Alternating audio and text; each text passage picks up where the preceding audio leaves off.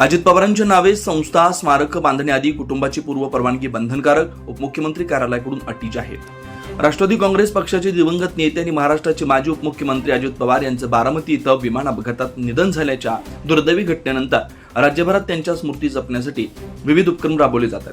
या पार्श्वभूमीवर अजित पवार यांच्या नावे संस्था, ट्रस्ट, फाउंडेशन, नोंदणी किंवा सार्वजनिक ठिकाणी पुतळे व स्मारकं उभारण्यापूर्वी त्यांच्या कुटुंबियांची पूर्व परवानगी घेणं बंधनकारक करावं, असं प्रसिद्धीपत्र उपमुख्यमंत्री कार्यालयाकडून काढण्यात आलंय.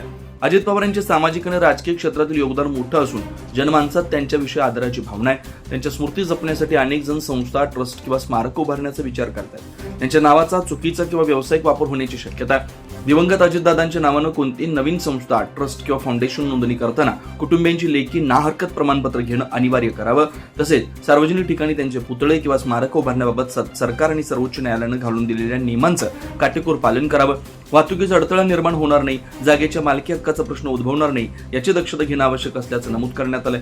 अजित पवार यांच्या नावाचा वापर करून अनधिकृत निधी गोळा करणाऱ्या किंवा संशयास्पद कामकाज करणाऱ्या संस्थांची सखोल चौकशी करावी. आधीपासून अस्तित्वात असलेल्या संस्थांनी नाव बदलून स्वर्गीय अजितदादा पवार यांचं नाव लावण्याचा प्रयत्न केल्यास त्यांनाही हेच नियम लागू करावेत, असंही याबाबतच्या पत्रकात नमूद करण्यात आलंय. विशेष कार्य अधिकारी सुनील कुमार मुसळे यांनी हे पत्रक प्रसिद्ध केलंय.